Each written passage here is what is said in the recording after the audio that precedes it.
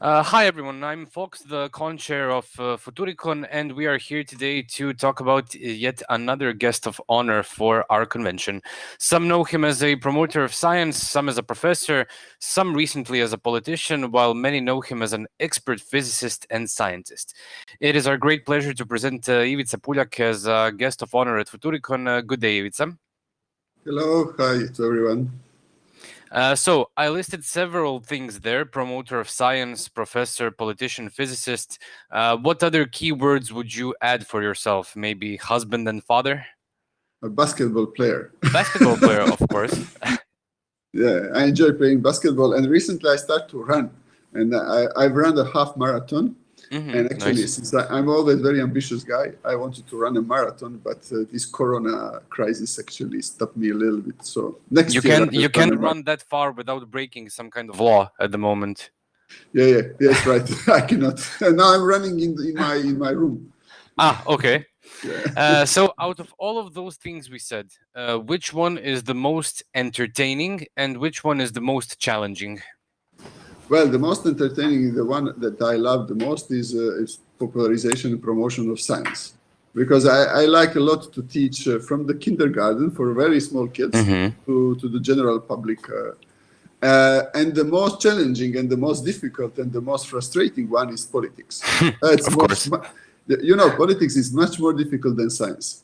Yeah. Physics is easy. That's easy. You have formulas, and with the formulas, you can predict everything, and everything is behaving as you either expect or you have to understand. But in politics, nothing is as you expect, and there is no arguments. People either like you or they don't like you, and That's that's true. it. That's true. So we are very happy that you'll be joining us in our live studio at Futuricon. So let's talk for a second about what things you'll be talking about for us. In addition to a more detailed Q&A session, you plan to give us a lecture that you just told me would be called "The End." Right, In right. the year 2020, talking about the end is not very uh, special, I would say. But what are you gonna say for us?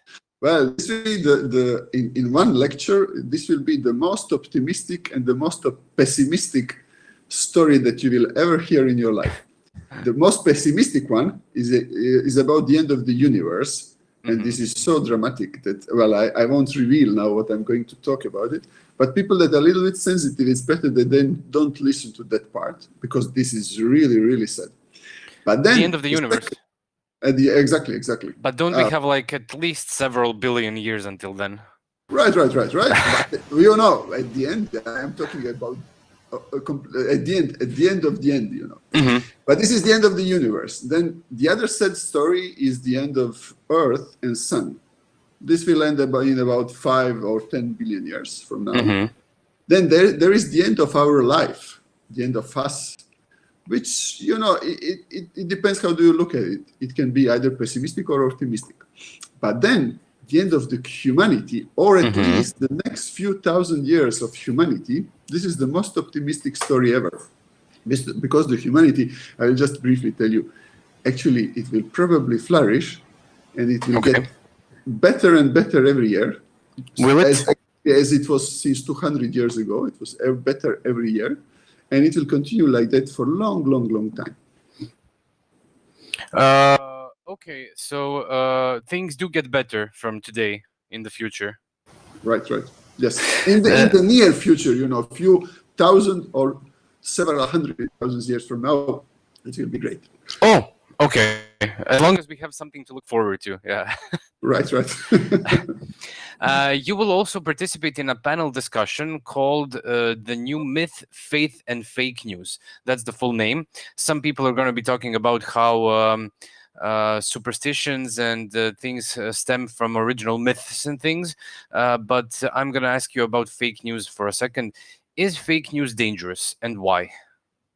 Well, it is, but you know, it's nothing new. We live in the world in which fake news were dominating always, you know. We always had some fake news. They were spread in different ways. They were spread through stories, sometimes through myths, but now they are spread maybe more easily than before. Mm-hmm. But I don't think that this is much more different than it was before. But Do you it think is it's going dangerous. to? Do you think that it's going to take us one or two generations maybe to get used to this global world of news? Well, it, yes, right. We will adapt to it. You know, we as a human, we are adaptable creatures, and we will adapt. We have adapted to many different things, and we will adapt to this flow of information that is coming. And as I see, for example, in some of young people around me, of course, this is my personal experience. It cannot be extrapolated maybe to the whole humanity. But I see, for example, that young people, they are dealing with this better and better. They are, for example, in this crisis of COVID, in the confinement crisis, I have seen many of young people that actually switch from electronic devices to books. Because you know they were with electronic devices 24 hours a day without almost any control, and they got enough of it, and then they switched to books. So I think this is showing me that people are adaptive. They will adapt. Because we need to sometimes reduce the amount of input and information we receive, because sometimes it's just too much in these days. Right, and our brain is automatically adapting to it. So I saw on your website that you have received many awards, some in recent years, especially for the promotion and popularization of science. Why do you enjoy doing this? What do you think is the benefit of people knowing more about science? Well, I think first I really enjoyed it, and since I'm doing things that I don't enjoy, like politics, so I have to find something that I enjoy, so that I keep my enthusiasm and optimism on a high level. So when the best way to start a day for me is to go to the kindergarten and teach to the kids, and then this optimism and then the enthusiasm of kids is actually transferred to me, and then this is why I'm full of optimism through whole day.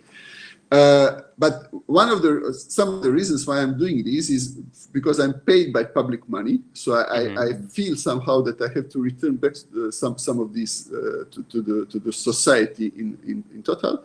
But another reason, the second reason, is that we live in the era or the century of knowledge, and not only the knowledge, we live in the century of science, and since the things. We live in the society which is the best society ever, and it will get even better. And the opportunities that we will create, or you will create, because you are younger than me and you will have more opportunities to create it. We will live in the society which is full of opportunities and excellent things. And in order to enjoy these things, you have to know, and you have to love science, and you don't. The most dangerous thing for the modern society is a fear, and if you are afraid of the things, then you will be stuck, and you won't be able to enjoy all the opportunities that are appearing around you. And the best ways to fight against it is the knowledge and science. Excellent. Thank you very much for this introduction. I'm looking forward to talking about more of these things at the convention.